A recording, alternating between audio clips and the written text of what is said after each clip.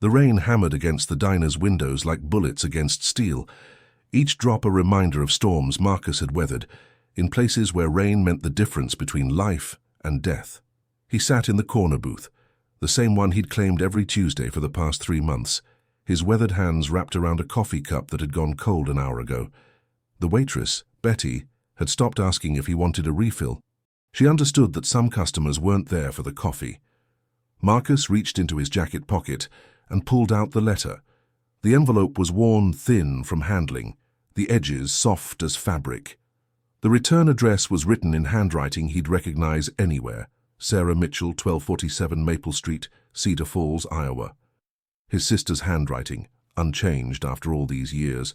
The letter had arrived 6 months ago, forwarded through 3 different addresses before finding him in this small Montana town where nobody asked questions about your past.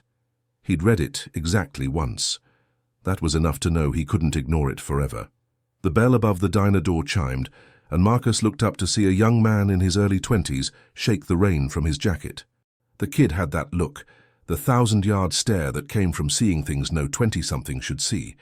Marcus recognized it because he'd worn the same expression when he came back from his first deployment. The young man's eyes swept the diner, cataloging exits and potential threats in a way that screamed military training. Their eyes met across the room, and something passed between them, a recognition that transcended words. The kid nodded slightly and took a seat at the counter, ordering black coffee in a voice that carried the weight of unspoken stories. Marcus folded the letter and slipped it back into his pocket. He'd been running from that piece of paper for 6 months, but maybe it was time to stop running. Maybe it was time to go home. But first, he needed to tell someone about Danny. Part 1. The Weight of Silence. The story began 3 years earlier, in the mountains of Afghanistan, where the air was thin and trust was the only currency that mattered. Marcus had been a staff sergeant then, leading a squad of 8 men through terrain that looked like God had taken a sledgehammer to the earth and forgotten to clean up the mess. They were good soldiers, his men, young, eager, and still believing that right and wrong were as clearly defined as the lines on a map. Danny Kowalski was the youngest of them all, barely 19, with a smile that could light up a bunker and a laugh that reminded Marcus of his nephew back home. The kid was from Chicago, South Side, where he'd learned to navigate streets almost as dangerous as the ones they patrolled in Kandahar. But Danny had something that couldn't be taught in basic training or learned on the streets, an unshakable faith in the goodness of people, even in a place where goodness seemed to have packed up and left years ago. "Sarge," Danny had said one evening, as they shared watch duty on a ridge overlooking a valley that had seen more blood than rain in the past decade. "You ever think about what we're going to do when we get back? I mean, really do?" Marcus had been cleaning his rifle, a ritual that had become as automatic as breathing. "What do you mean, kid? I mean, how do we go back to normal after this? How do we sit in traffic and complain about the weather when we've seen—" Danny gestured toward the valley below, where the shadows of destroyed villages dotted the landscape like broken teeth. "When we've seen all this?" It was a question that kept Marcus awake at night, but he'd never heard it voiced so plainly. "We adapt," he'd said, though the words felt hollow even as he spoke them. "We find a way to make it work." Danny had nodded, but Marcus could see the doubt in his eyes. The kid was thinking too much, feeling too much. In a place like this, that could get you killed. 3 weeks later, it almost did. They were on a routine patrol through a village that intelligence had cleared as friendly. The kind of mission that should have been a walk in the park, if parks had IEDs buried under the swings and snipers in the trees. Marcus had learned long ago that routine was just another word for the calm before the storm, but even he hadn't expected what happened next. The explosion came from nowhere and everywhere at once. One moment they were walking down a dusty street, exchanging cautious nods with villagers who watched them with eyes that revealed nothing, and the next moment the world was fire and smoke and the sound of his own heartbeat thundering in his ears. When the smoke cleared, Marcus found himself on his back, staring up at a sky that seemed impossibly blue for a place so full of darkness. His ears were ringing, and he could taste blood in his mouth. He rolled over and saw Danny 20 feet away, motionless. The kid was alive. Marcus could see his chest rising and falling, but there was blood, too much blood, and Danny's left leg was bent at an angle that made Marcus's stomach turn. Around them, the rest of the squad was picking themselves up, checking for wounds, calling out status reports in voices that sounded like they were coming from underwater. "Medic!"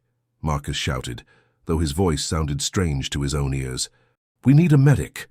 But even as he crawled toward Danny, Marcus knew it was bad, the kind of bad that changed everything. Danny's eyes were open when Marcus reached him, but they were unfocused, staring at something only he could see. "Sarge," he whispered, "I can't feel my legs." Marcus had seen enough combat to know what that meant, but he forced his voice to stay steady. "You're gonna be fine, kid. Just hang in there. Help's coming." The medic arrived within minutes, but minutes felt like hours when you were watching a 19-year-old kid realize that his life had just taken a turn he'd never planned for. They stabilized Danny as best they could in the field, but everyone knew he needed a real hospital, not the patch-and-pray medicine they could provide in the middle of nowhere. The helicopter arrived 40 minutes later, its rotors kicking up a dust storm that turned the world brown and gritty. As they loaded Danny onto the stretcher, he grabbed Marcus's arm with a grip that was surprisingly strong for someone who'd lost so much blood. "Sarge," he said, his voice barely audible over the helicopter's roar, "tell my mum. Tell her I was brave." Marcus nodded, though his throat felt like it was full of sand. "You tell her yourself when you get home, kid." But they both knew that wasn't going to happen. Danny died 3 days later in a military hospital in Germany. Not from his wounds, which the doctors said were survivable, but from complications during surgery. A blood clot, they said. One of those things that just happens sometimes, despite everyone's best efforts. Marcus got the news via radio while his squad was setting up camp in another nameless village. The voice on the other end was clinical, professional, delivering the information like a weather report. Specialist Daniel Kowalski, KIA due to surgical complications. Next of kin has been notified. That night, Marcus sat alone on watch duty and tried to figure out how to carry the weight of a promise he could never keep. How do you tell a mother that her son died brave when he died on an operating table, unconscious and alone, thousands of miles from home? How do you explain that bravery sometimes isn't enough? He never found an answer to those questions. Instead, he did what soldiers do. He buried the pain deep and kept moving forward. But the weight of Danny's last words followed him through the rest of his deployment, through his discharge, and into the civilian world where nobody understood why he couldn't sleep through the night or why crowded places made his skin crawl. For 3 years, Marcus had been carrying Danny's message like a stone in his chest. And for 3 years, he'd been too much of a coward to deliver it. Part 2. The Road Home. The young veteran at the diner counter had introduced himself as Jake, and within an hour Marcus found himself telling a stranger things he'd never told his therapist, his commanding officers, or anyone else who'd tried to get him to talk about the war. Maybe it was because Jake understood without explanation, or maybe it was because Marcus was finally ready to stop carrying the weight alone. "So you've been running from a letter for 6 months?" Jake asked, stirring sugar into his 3rd cup of coffee. The rain had stopped, but neither of them seemed in a hurry to leave. "Not running," Marcus said, though even as he said it, he knew it wasn't true. "Just waiting for the right time." Jake nodded like that made perfect sense. "I get it. I've got a letter too, from my squad leader's wife. He didn't make it back from our last deployment and she wants to meet, wants to hear stories about him. I keep telling myself I'll call her next week, next month, when I'm ready. How long has it been?" 8 months. They sat in silence for a moment, 2 men bound by the peculiar brotherhood of those who'd seen too much and said too little. Outside, the Montana sky was clearing, revealing patches of blue between the grey clouds. "You know what the funny thing is?" Marcus said finally. "I've been to war zones I've been shot at. I've had mortars landing close enough to feel the heat. But the thought of knocking on a door in Cedar Falls, Iowa, scares me more than any of that." Jake laughed, but there was no humor in it. "Because in a war zone you know what you're fighting. This is different. This is about facing the people we couldn't save." Marcus pulled out the letter again, smoothing the creases with his thumb. "Danny's mom wrote this after she got the official notification. She said she knew I was his squad leader, and she wanted to thank me for taking care of her son. She invited me to visit if I was ever in Iowa." What are you afraid of? It was a simple question, but it cut straight to the heart of everything Marcus had been avoiding. I'm afraid she'll ask me how he died. I'm afraid she'll want details I can't give her. I'm afraid she'll see right through me and know that I failed him. Did you fail him? Marcus considered the question, really considered it, for the first time in 3 years. I don't know, maybe. I was supposed to bring them all home, and I didn't. That's not how war works, and you know it. Knowing it and feeling it are two different things. Jake finished his coffee and set the cup down with a soft clink. You want some advice from someone who's been where you are? Marcus nodded. The longer you wait, the heavier it gets. That letter, that promise, that guilt, it's not going anywhere. It's just going to keep growing until it's all you can think about. Trust me, I know. So what do I do? You go to Iowa. You knock on that door. You tell her about her son, not how he died, but how he lived. You tell her about his laugh, his smile, his faith in people. You tell her that he mattered, that he made a difference, that he was loved by his brothers in arms. And then you let her decide what that means to her. Marcus looked at the letter in his hands, at the address written in careful script. Cedar Falls was 1,000 miles away, but for the first time in 6 months it didn't feel impossible to reach. What about you? Marcus asked. When are you going to make that call? Jake smiled, and for a moment he looked like the young man he should have been instead of the old soul the war had made him. I was thinking maybe today, after I help a fellow veteran find his way home. They left the diner together, two strangers who'd become brothers over coffee and shared pain. Jake walked Marcus to his truck, a battered Ford that had seen better decades, but still ran like a dream. You need directions to Iowa? Jake asked. Marcus shook his head. I've been memorizing the route for 6 months. I could drive there in my sleep. Then what are you waiting for? It was another simple question with a complicated answer. Marcus had been waiting for courage, for the right words, for some sign that he was ready to face the ghosts he'd been running from. But maybe readiness wasn't something you waited for. Maybe it was something you chose.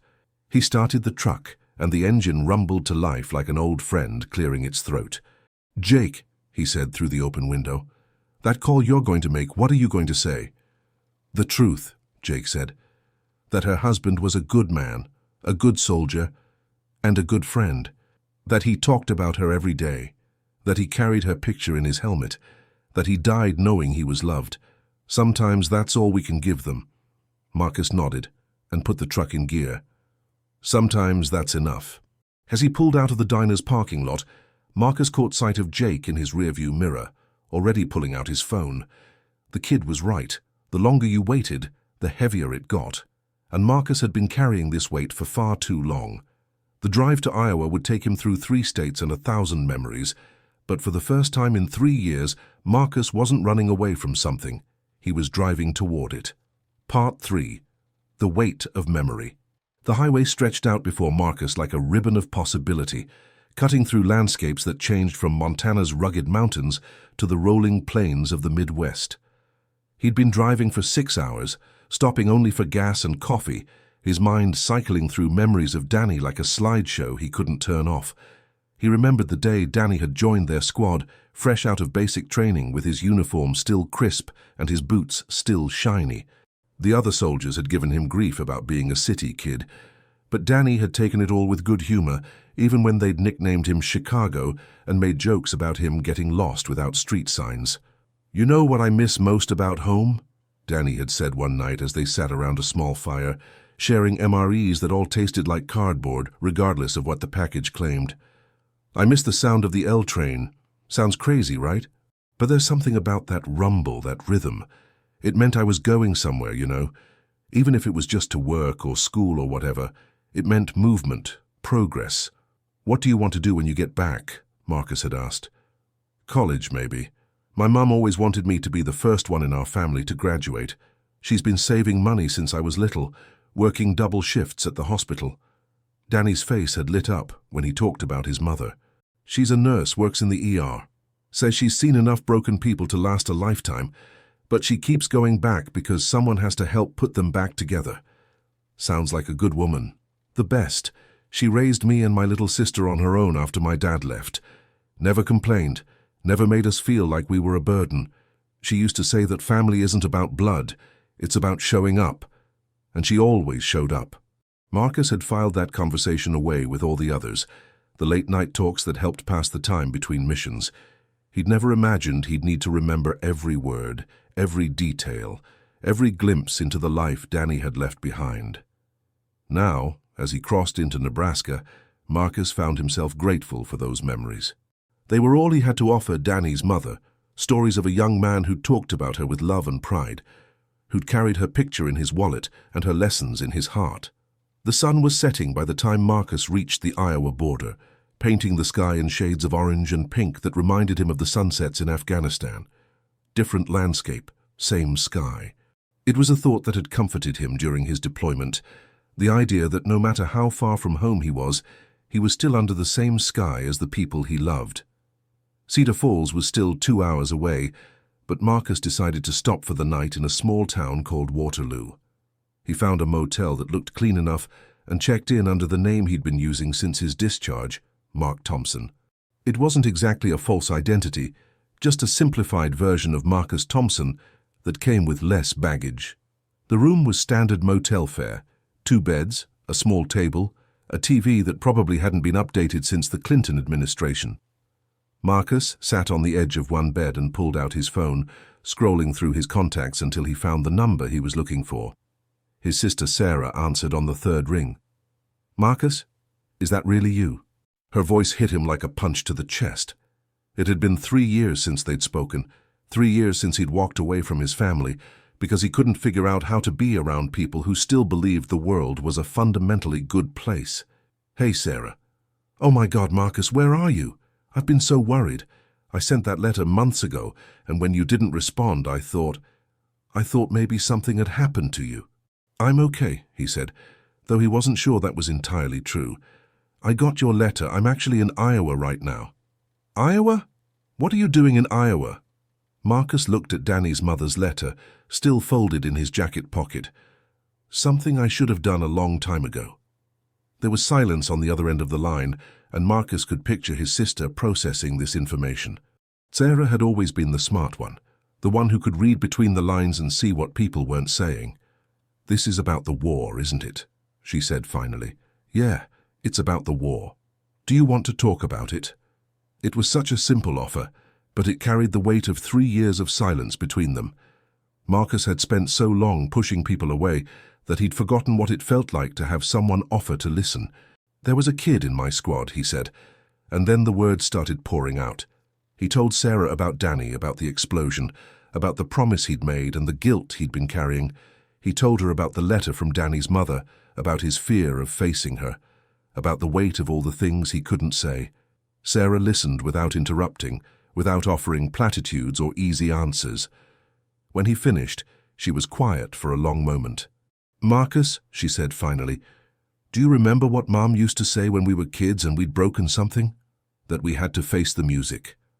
"No, before that. She'd say that the only way to fix something broken was to first admit it was broken. You can't heal what you won't acknowledge." Marcus felt something shift in his chest, like a knot that had been tied too tight finally beginning to loosen. "I'm broken, Sarah. I know. But you're also here and you're trying to do the right thing. That's not nothing." They talked for another hour, filling in the gaps of 3 years with stories and apologies, and the kind of honesty that only comes when you've got nothing left to lose. When they finally hung up, Marcus felt lighter than he had in months. He spent the rest of the evening walking around Waterloo, a small city that felt like 1,000 other small cities across America. There was a main street with local businesses, a park where teenagers gathered to do whatever teenagers did when they were trying to figure out who they were, a diner that probably served the same coffee and pie it had been serving for decades. It was the kind of place Danny might have ended up after college, Marcus thought, the kind of place where you could raise a family and know your neighbors and believe that tomorrow would be better than today. The kind of place that felt safe because people like Danny were willing to go to dangerous places to keep it that way. As he walked back to the motel, Marcus made a decision. Tomorrow, he would drive to Cedar Falls. He would knock on Mrs. Kowalski's door, and he would tell her about her son. Not the soldier who'd died in a foreign land, but the young man who'd carried her love with him every day and had never stopped believing in the goodness of people. It wouldn't bring Danny back. It wouldn't erase the guilt or the nightmares or the weight of all the things that couldn't be undone, but it would be a start. And sometimes Marcus was beginning to understand a start was all you needed. Part 4. The Door. Cedar Falls, Iowa was exactly what Marcus had expected, a college town with tree-lined streets and houses that looked like they'd been built when America still believed in front porches and knowing your neighbors. He'd driven through the downtown area first, past coffee shops and bookstores and the kind of local businesses that somehow managed to survive in an age of chain stores and online shopping. 1247 Maple Street was in a residential neighborhood where the houses were old but well-maintained, where children's bicycles lay scattered on front lawns and American flags hung from porch railings. Marcus parked across the street and sat in his truck for 10 minutes, gathering the courage to walk 30 feet to a front door. The house was a 2-story colonial painted pale yellow with white trim. There was a small garden in the front yard, carefully tended, with flowers that Marcus couldn't name but that reminded him of the wildflowers that grew in the mountains back home. A porch swing hung from chains that looked like they'd been recently painted, and there was a welcome mat that actually looked like it meant it. This was where Danny had grown up. This was where he'd learned to ride a bike, where he'd brought home report cards and scraped knees, and all the small triumphs and disasters of childhood. This was where his mother had worried about him every day he was deployed, where she'd gotten the phone call that every military parent dreaded. Marcus took a deep breath and got out of the truck. The walk to the front door felt like the longest 30 feet of his life. Each step brought him closer to a conversation he'd been avoiding for 3 years, closer to facing the grief he'd been carrying alone. But with each step, he also felt something else, a sense of purpose he hadn't experienced since his discharge. He knocked on the door 3 times, firm, but not aggressive. Military knocks, Danny would have called them. Everything by the book. Even when the book didn't have a chapter on how to deliver a message from a dead soldier to his mother. The woman who answered the door was smaller than Marcus had expected, maybe 5'4", with graying brown hair and eyes that were the same shade of blue as her son's. She was wearing a nurse's scrubs. She must have just gotten home from work. And there was something about her posture that spoke of strength earned through years of holding other people together. "Mrs. Kowalski," Marcus said, his voice rougher than he'd intended. "Yes?" She looked at him with curiosity rather than suspicion, taking in his appearance, the military bearing he couldn't quite shake, the careful way he held himself, the weight he carried in his eyes. "My name is Marcus Thompson. I served with your son Danny in Afghanistan." The change in her expression was immediate and profound. Her hand went to her chest, and for a moment Marcus thought she might collapse, but then she straightened, and he saw where Danny had gotten his strength. "Oh," she said, and the single word carried 3 years of grief and hope and questions that had never been answered. "Oh my. Please, come in. Please." The inside of the house was warm and lived in, with family photos covering every available surface, and the kind of furniture that prioritized comfort over style. Marcus could see Danny in the pictures, as a gap-toothed kid missing his front teeth, as a teenager in a high school football uniform, as a young man in his dress blues at his graduation from basic training. "Can I get you some coffee? Or water? Are you hungry?" Mrs. Kowalski was moving around the living room, straightening things that didn't need straightening, her hands needing something to do. "Coffee would be good, thank you." She disappeared into the kitchen, and Marcus could hear her moving around, the familiar sounds of someone who was using routine to hold herself together. He used the time to study the photos more closely, to see the life Danny had lived before the army claimed him. There was a picture of Danny and a young woman, who must have been his sister, both of them laughing at something outside the frame. Another showed him with his arm around Mrs. Kowalski at what looked like his high school graduation. In every photo, Danny was smiling, that same smile that had lit up bunkers and forward operating bases half a world away. Mrs. Kowalski returned with 2 cups of coffee and a plate of cookies that looked homemade. She sat across from Marcus in a chair that was clearly her regular spot, worn in all the right places. "I've been hoping someone would come," she said without preamble. The army told me what happened, but they don't tell you the important things. They don't tell you who your son was when he wasn't being a soldier." Marcus set down his coffee cup and looked at this woman who had raised a hero and lost him to a war she'd probably never fully understood. Danny was... He was special, Mrs. Kowalski. I've served with a lot of soldiers, and your son was something different. "Tell me," she said simply. So Marcus told her. He told her about Danny's laugh, about how he could find something to smile about even in the worst conditions. He told her about the way Danny talked about her, about how proud he was to be her son, about how he carried her picture and her lessons with him every day. He told her about Danny's faith in people, about how he'd befriend local children despite the language barrier, about how he'd share his rations with anyone who looked hungry.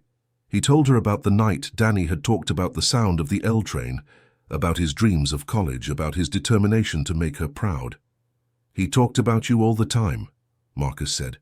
"About how you worked double shifts to save money for his education, about how you'd raised him and his sister on your own.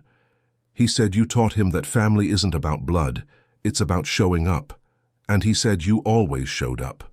Mrs. Kowalski was crying now, but they were good tears, the kind that came from hearing something you'd needed to hear for a very long time. "He was a good boy," she said. "Even when he was little, he was always trying to take care of everyone else. I used to worry that the world would take advantage of that people would hurt him because he was too trusting. The world needs people like Danny," Marcus said. "People who still believe in goodness, who still think it's worth fighting for. He made all of us better soldiers, better men."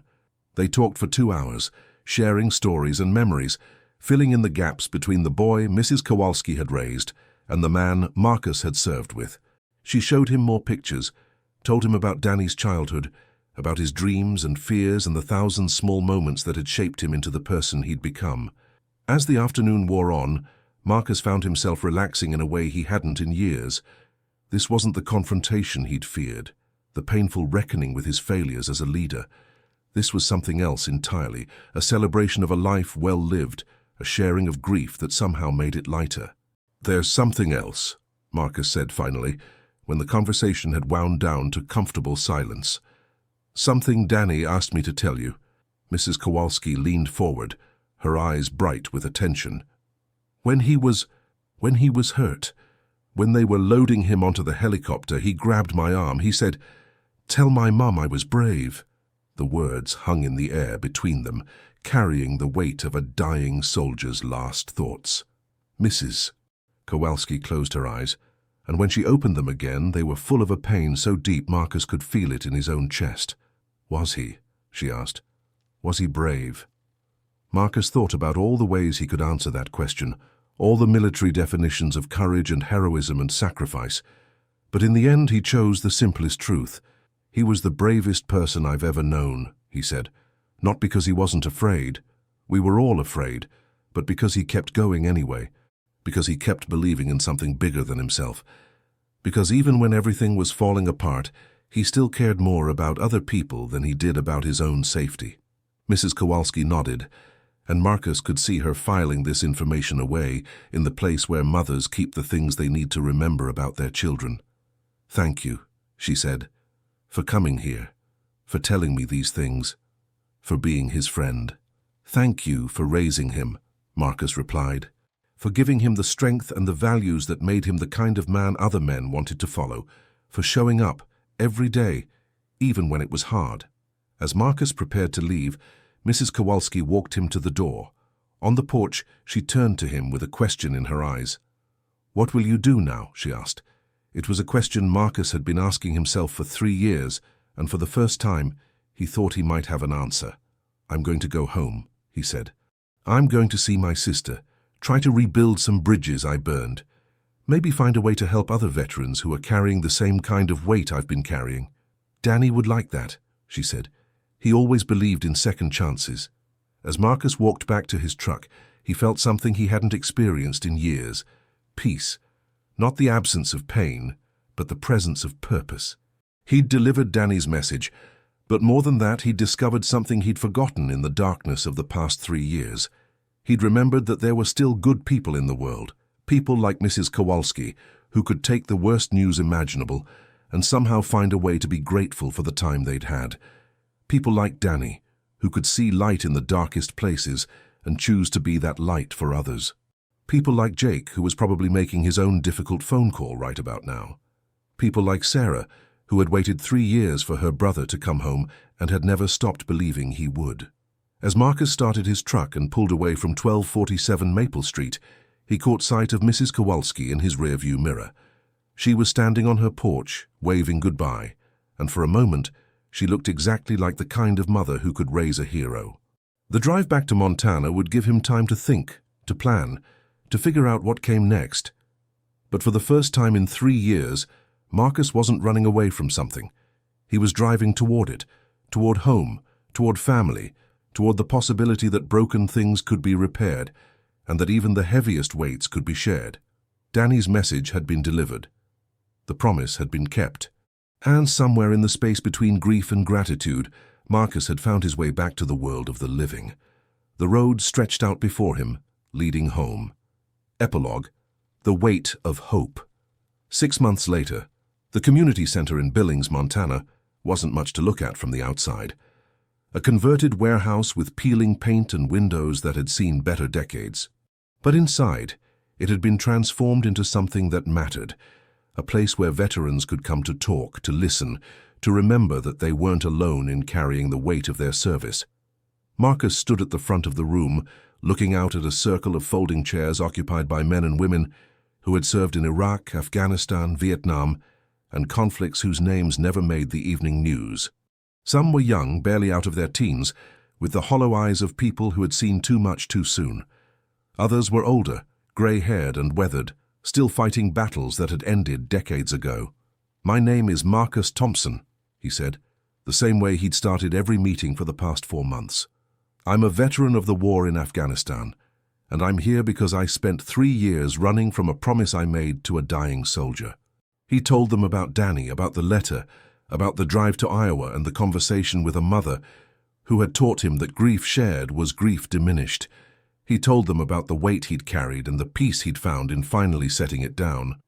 "The thing about promises," he said, "is that they don't get lighter with time. They don't disappear if you ignore them long enough. But they do become manageable when you stop trying to carry them alone." In the circle, heads nodded in recognition.